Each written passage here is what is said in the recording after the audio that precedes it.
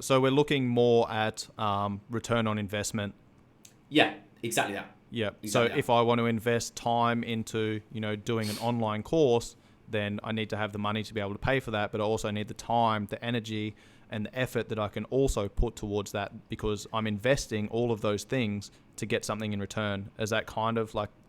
Yeah. It's literally that, man. It's like this comes to a little bit of a part of a crossroad that I'm in personally. Like it's similar to you. Is the issue with the fitness industry is it's a continual.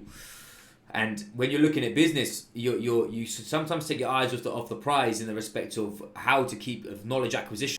When we're talking about knowledge acquisition in our realm, is that there's so much information for us to grasp, and it comes down to a point where you have to give and dictate time for one certain thing and learn it to be able to apply it and then learn the next thing. I think it's very easy, especially for PTs, to take 10 different courses, tick so many boxes, which I'm up with my hands up. I was that guy. My second year here at UFIT, I cranked courses because I was a box ticker. And then I realised, hang on a minute, I've got so much information, but I don't know what the fuck I'm doing with it. Put my foot on the gas and go, right, accept it's going to take time to use rather than just, if I get this course, I'm going to become better. It doesn't work that way. It's investing your time into that knowledge for sure. Mm-hmm. Yeah, I want to go back to what you were saying earlier because I'm sure this will tie into all of the things that we're covering off on the value system and the 7 principles. You said that when I used to work for 9 months of the year and then I go traveling for 3 months of the year. Now, in that 9 months, whilst I was working, I was busting my ass with my clients. I was doing courses. I was studying. I was always growing, learning, but also applying. So I would do like one course and apply that over, I get back from travel, do one course, might take me a month, 2 months, boom. Now I'm applying that for the next couple, 5, 6, 7 months. Applying that to my clients, figuring out how to use those principles I'd learnt in that course and then tweaking and adjusting them so that I can get the most out of it. Then I go traveling.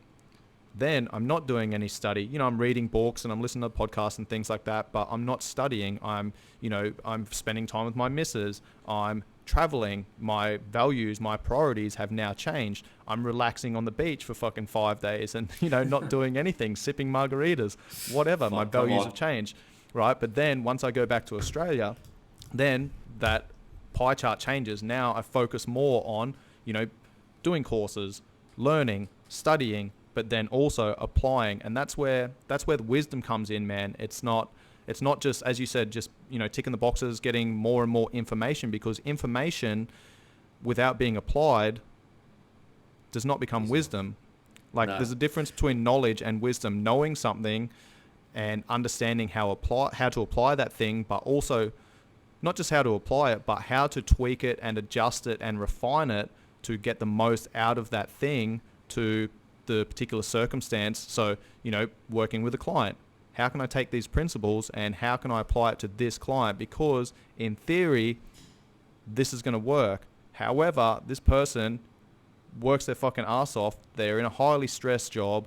They're not eating very well. They're eating on the fly. They've got family. They've got all these other commitments, these mortgages and things like that. So, taking the best training program, nutrition plan, and applying it to that person, hey, I used to think, hey, that's your problem. You're not getting the results, so that's on you. Yeah, but then I very quickly realized, you know what? This person's paying me. I'm the fucking coach. I'm not servicing them. I'm not doing my job. So what do I need to do? I need to tweak. I need to adjust. I need to educate them on these principles, and I need to make it applicable to their current lifestyle so I can get them moving in the right direction. It's massive, man. That's literally... The art of coaching is principle-based coaching, but being able to be a chameleon. And what many people forget, and again, this is for listeners who Instagram's a wormhole, man, because Instagram is about instant gratification. It's about who's got the best bum, who's got the best, who can lift this, who can lift that. But from an information standpoint, it's a wormhole.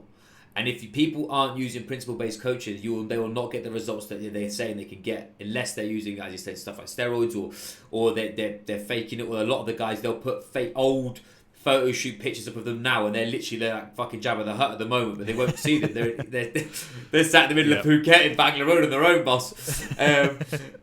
But my point being is is that's the key. Is if you are a young coach, accept time, because it takes time, and don't just cutting corners.